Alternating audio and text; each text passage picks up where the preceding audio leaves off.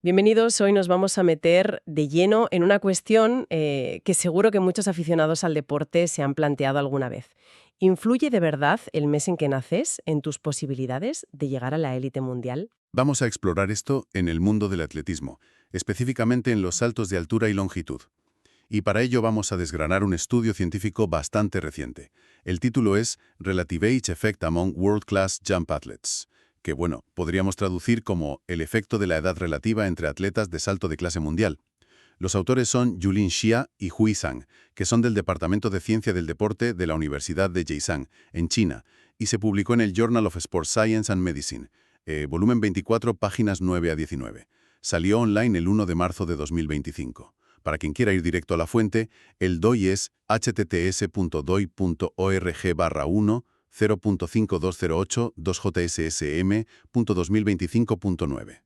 Nuestra misión hoy, pues eso, extraer las claves, las sorpresas y, bueno, las implicaciones de esta investigación. Así es. El estudio se centra en lo que conocemos como efecto de la edad relativa, o RAI, por las siglas en inglés. Suena un poco técnico, ¿verdad?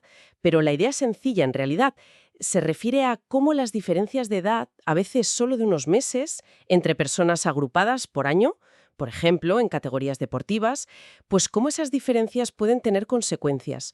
Y consecuencias importantes, ¿eh? Tanto a corto como a largo plazo. Y por lo que dices, no es algo anecdótico, ¿no? O sea, es común. Muchísimo, y está confirmado en un montón de deportes. Piensa en fútbol, hockey sobre hielo, muchísimos. Lo que hace interesante este trabajo de Xia y Chang es que se enfoca en la élite de la élite, o sea, los mejores saltadores de altura y longitud del planeta, y busca entender cómo les afecta este fenómeno a ellos, si les afecta igual que, digamos, en categorías de formación. Vale, el concepto está claro, el efecto de la edad relativa. La pregunta clave entonces es, ¿se ve esto realmente en la élite del salto mundial? ¿O es más cosa de categorías inferiores? ¿Qué buscaban exactamente los investigadores? Pues a ver, se plantearon como tres grandes preguntas. La primera, y la fundamental, era, ¿existe este efecto de la edad relativa entre los 100 mejores atletas del mundo en salto de altura y longitud?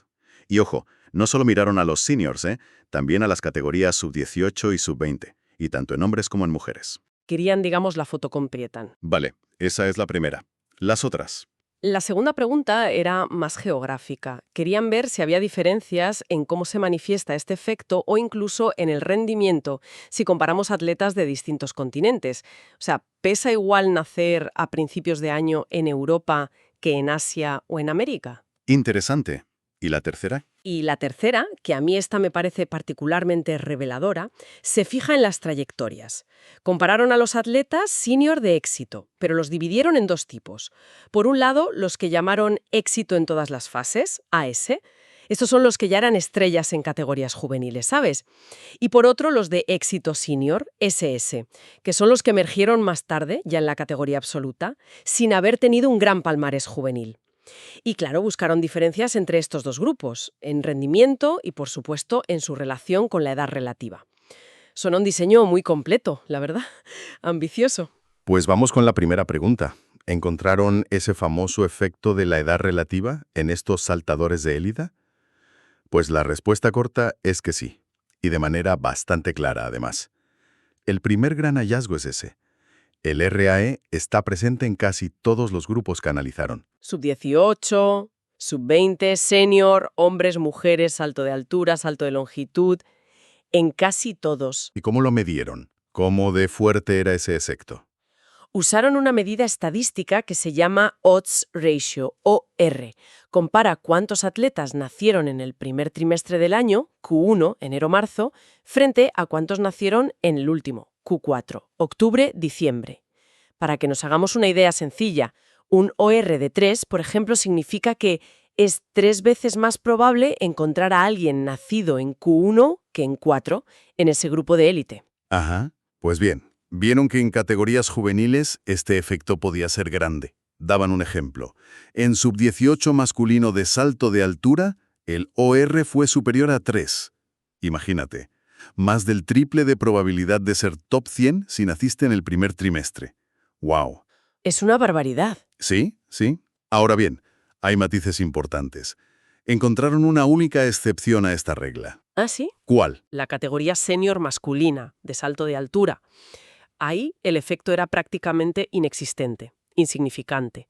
Y, en general, confirmaron tendencias que ya se habían visto en otros estudios.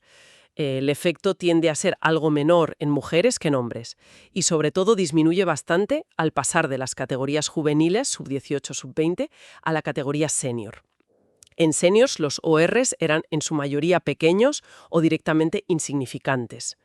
O sea que la puerta de entrada a la élite juvenil está claramente sesgada, favorece mucho a los nacidos a principios de año.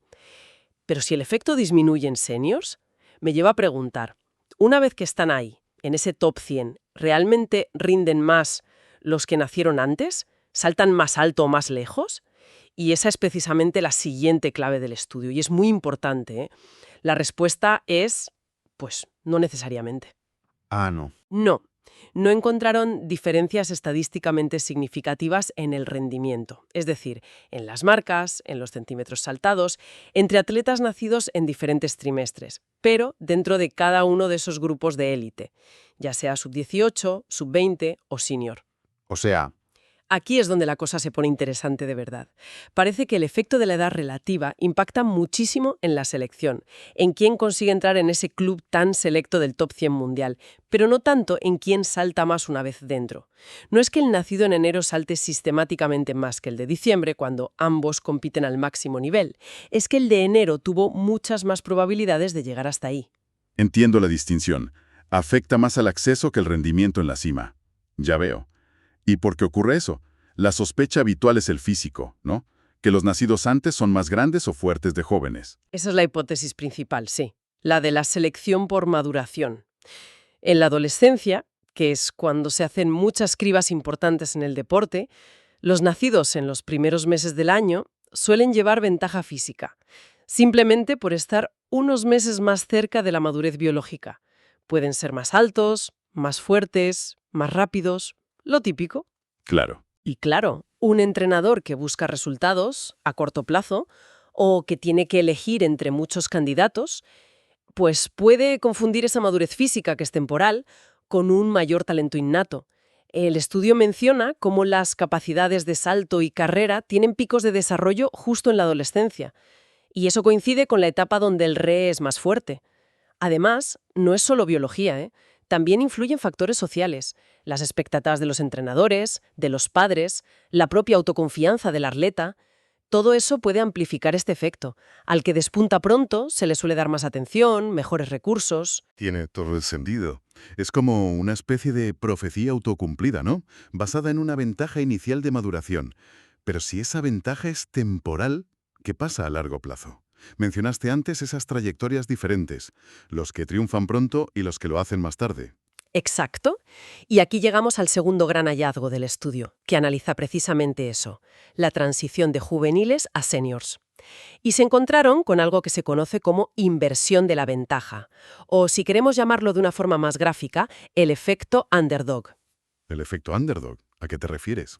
Pues resulta que, a pesar de que los relativamente mayores, los de Q1, son mayoría en las selecciones juveniles, fueron los relativamente más jóvenes, los nacidos en el último trimestre, Q4, los que mostraron en general una mayor tasa de transición exitosa a la categoría senior. Sí, es decir, proporcionalmente, un mayor porcentaje de los atletas Q4 que llegaron a la élite juvenil consiguieron dar el salto y mantenerse en la élite senior, comparado con los de Q1. Esto lo vieron claro en salto de altura, en ambos sexos, desde sub-18 y sub-20, y también en salto de longitud desde sub-20. Dan un ejemplo muy gráfico. En salto de altura femenino sub-20, el 38% de las atletas Q4 que estaban en el top 100 juvenil llegaron al top 100 senior, frente a solo el 27,5% de las Q1. Es una diferencia considerable. ostras, el efecto underdog, como dices. Los que, en teoría, lo tuvieron más difícil al principio por nacer más tarde, si consiguen superar esa barrera inicial, parece que tienen más pegada, ¿no? Más capacidad para consolidarse en la élite absoluta. ¿A qué se debe esto? ¿Son más resilientes o...? Hay varias hipótesis sobre la mesa. Una es esa, la resiliencia. Quizá competir siempre contra compañeros físicamente más desarrollados les obliga a desarrollar una mayor fortaleza mental, o bueno, habilidades técnicas más depuradas para compensar.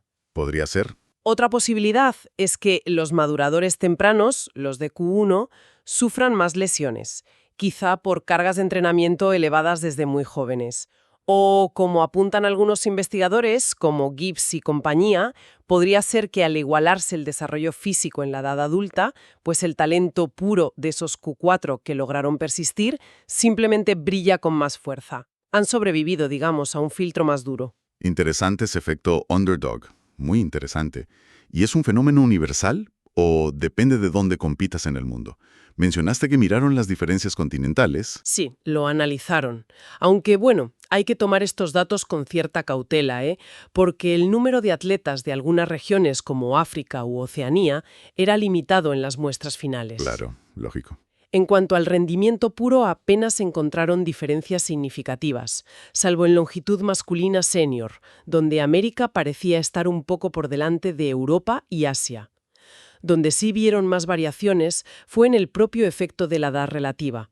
Por ejemplo, en esa misma categoría, longitud masculina senior, en América no detectaron RAE significativo, mientras que en Europa sí había un efecto pequeño. Curioso. Y lo más curioso, relacionado con lo que acabamos de hablar, el efecto underdog.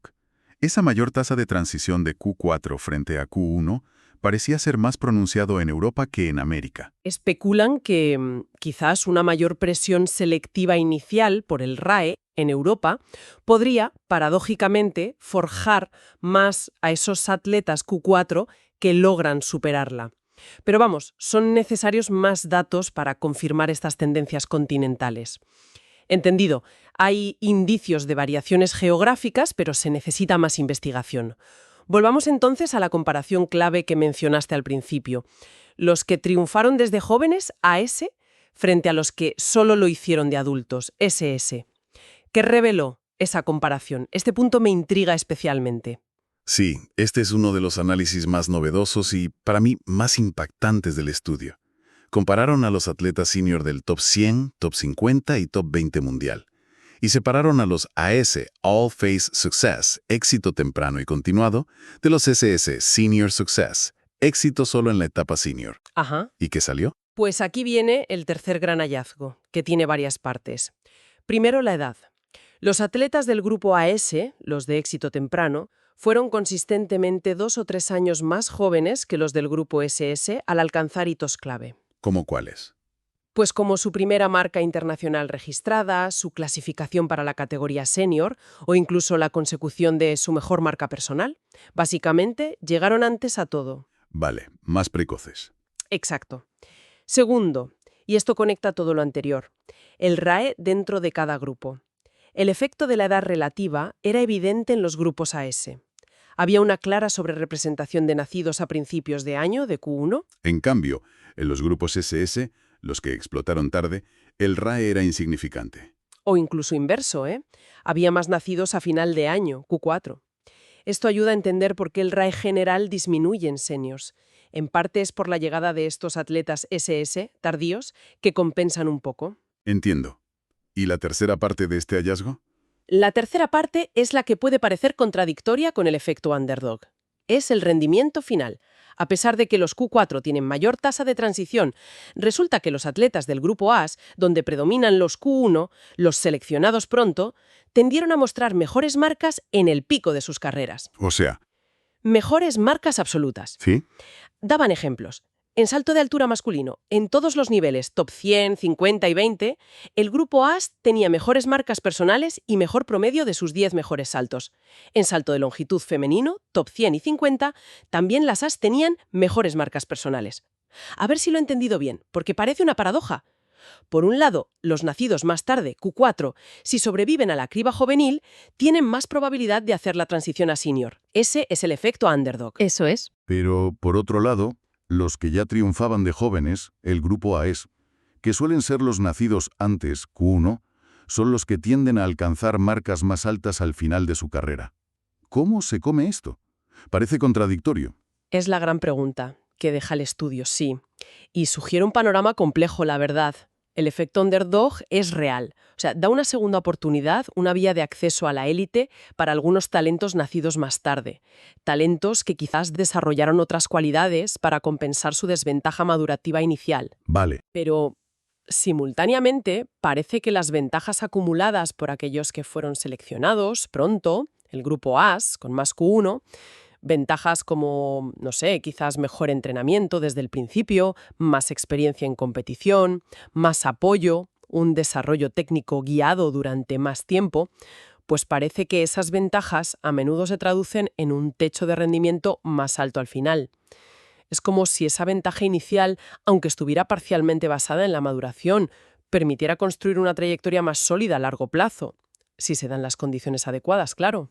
Entiendo. Y esto nos lleva inevitablemente a reflexionar sobre el coste oculto del sesgo inicial, ¿no? Cuántos talentos reales, pero nacidos en los últimos meses del año, se quedan por el camino en las categorías inferiores debido a este efecto de la edad relativa.